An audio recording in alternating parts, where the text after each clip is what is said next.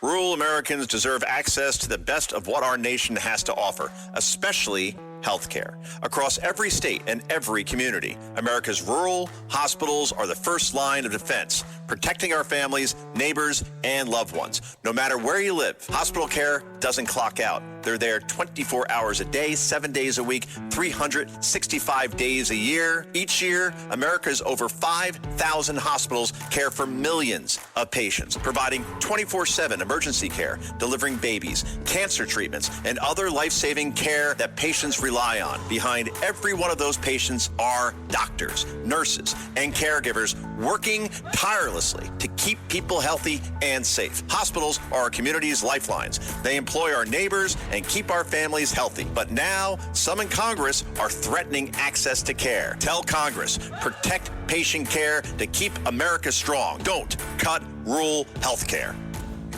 Listen, all you New Yorkers. Taxi. Okay, man, we're looking around. This is the 77 WABC minicast. Get ready. Here comes baseball. Nicely done, Lou Ruffino. Less than a month away. Metropolitans open up their season March the 26th. That's a Thursday afternoon here in Queens. They'll host the Pirates, the Yankees. They open up the day before, Wednesday, March 25 in San Francisco, taking on the Giants. And look, the Islanders are a pretty good hockey team. The Devils and Rangers are terrible. The Knickerbockers are just good enough to maybe win one round. Maybe. So we're talking baseball already.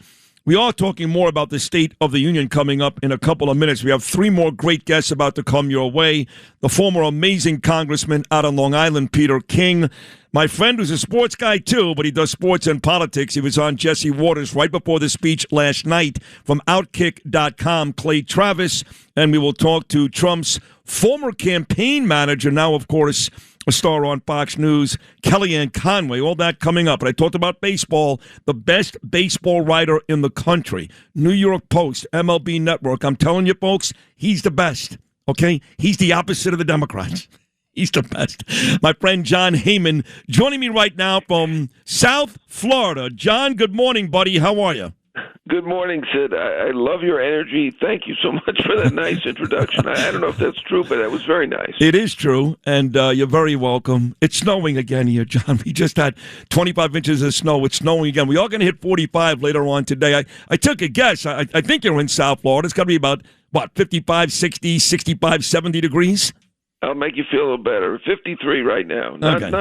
Not so warm. Not so great. Okay. But you got baseball, and you've been watching spring training games. Mets and Yankees played just a couple days ago. I want to start with the Yankees because the rotation, the whole Garrett Cole if Garrett Cole comes back and you start the season with Cole and Rodon and Clark Schmidt and the year, of course, that Max Fried had last year, if Cole comes back and is 80% of the Cy Young Award winner he was before, the Yankees probably have the best rotation in baseball. Jon Heyman, is that fair to say? Yeah, I think it is. Potentially one of the best rotations they've ever had. Let's not forget Schlittler either. He was fantastic last year. At the end of the year, he had that shutout against his hometown Red Sox. But I think he's banged up right now, right? Well, he's throwing now, though, so I consider that healthy. So, he's a little behind, but they expect him to be ready for the season. And, I think Will Warren is a solid young pitcher. Fried is one of the best in the game, as we know, as you mentioned.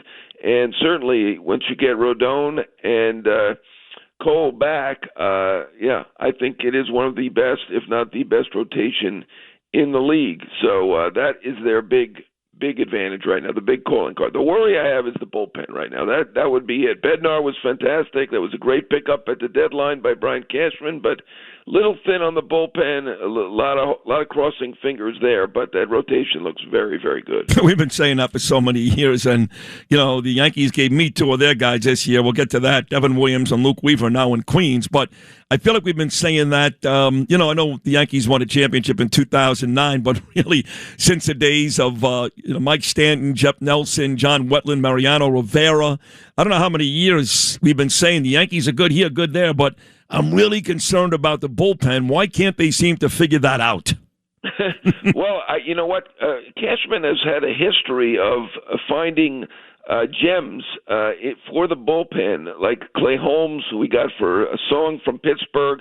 People like that who've done well, but they haven't really gone out and spent on bullpen pieces, probably because they feel like he can find these gems. My thing for the Yankees this year, and it is interesting that they brought basically the same team back. Obviously, they love their team. They did win 94 games, but obviously they got stopped cold in division series by Toronto, giving up 34 runs in 34 innings. The one thing I would have done differently is, if I were them, I would have done what the Dodgers did, which was steal Edwin Diaz and make him the closer, make Bednar the setup man. Then you have that combo, like you mentioned, with Wetland and Rivera, that 1-2 combo at the back end. And, to me, a great closer, still undervalued. He's the highest paid closer in the game, but to me, Diaz, fantastic. And I don't know whether they were too polite or what. And, obviously there are some budgetary concerns. They did want to bring Bellinger back, which was almost a necessity. But, they haven't won in 16 years, as I mentioned. That's the one thing I would have done. I'm not sure Diaz wanted to come anyway. I think Diaz really wanted to be a Dodger. We're hammering, of course, the owner of the Mets, Steve Cohen, for letting him go, and the Yankees should have gotten him. I think Diaz wanted to go to the team that keeps winning World Series. I could be wrong. You mentioned Bellinger. They bring him back for 5 years. He got way too much money. Nice player. That's it. He's getting paid like he's a major superstar. What am I, nuts? They brought back Trent Grisham for 1 year. Goldschmidt's back for 1 year. But otherwise, like you said, it's the same team. I can't imagine Aaron Judge is happy. 94 wins, great. Boone's won 100, and they still don't win in the playoffs. So my guess is, Jon Heyman, that Aaron Judge, not all that happy. Well, he's not going to tell you if he's not happy. But, look, they did have a very good team. It was interesting that they had 9 potential free agents, and they brought 7 of them back. I mean, that is really running it back. But you would agree, when you say really good team, 94 wins, let's face it, the AL East, Toronto was great baseball team. Otherwise, the AL East is garbage. Now, I think Baltimore will be better this year if they hit Alonso. So, and the whole American League, let's be honest. I mean, that Yankee team wouldn't win 88 games in the National League. So, part of the reason why that team looks so good is they're playing right now, I think you'd agree, John, in an inferior league. Well, that was true last year. I did believe that, although it really would have taken the Mets only 84 wins to get in. So I did think the National League was better last year, certainly at the top. I mean, nobody was better than the Dodgers. This year, I think the American League is improved. Detroit's much better. Baltimore is better, as you mentioned. Boston's got that great pitching staff. Toronto, getting to the World Series, they ended up signing some great pitchers, Cease and Ponce. I think the American League is not that inferior right now. I mean, I understand where you're getting at, but the Yankees were a very good team last year. To me, 16 years, right? I wouldn't be satisfied, and I know they are. I know Joe Sherman told me they were devastated when he went over there. I wasn't there long enough to see the devastation, but I feel like they should have really gone out and spent even more. And I know you mentioned Bellinger. That is funny. That was a win in a sense that he didn't get the 7-year deal, but he will be making $85 million over the next 2 years, which is more than Aaron Judge makes. And Judge, that's something that Judge doesn't care about, which is good. Right. He's not really interested in the money, interested in the winning and the team and all that, and that's fantastic. But it is interesting to see that Bellinger, a very good player, but I mean, not an all-time great like Aaron Judge. Not $85 million great. Let's talk about my Mets. Been a brutal offseason. And, Mike Francesa said maybe a month ago or more that part of the reason why it all fell apart for the Mets, believe it or not, was my friend, the President of the United States, Donald J. Trump. And when I first heard it, I said, what is he, crazy? Come down, Mike, take it easy. But I got to tell you, the more people I talk to that are close to the Mets, it's true. A lot of the fights in the clubhouse, in the dugout, were about Trump, were about government. Now you got Francisco Lindor's wife. She works for Mamdani. I don't like Mamdani, John. This is not a political conversation. In fact, I can't stand him. So all of a sudden, Francisco Lindor is no longer one of my favorite New York Mets. But can you confirm what now people have confirmed in a bunch of places that I heard Mike Francesa say first, that Trump and politics help ruin the Met clubhouse? Well, I'll say this. I work for the New York Post, and I'm in that. We cover the games. I was at probably 75 games last year, which is a lot of games considering half the games are on the road. And I did not see fights. I did not see animosity. I will say this.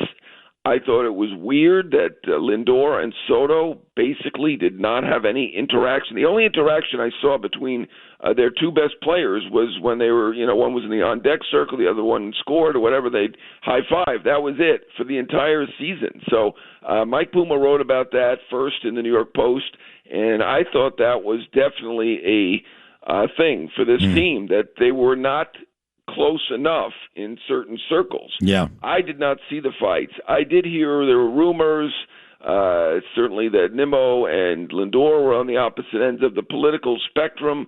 I did not see any fights. I did not hear about fights. Okay.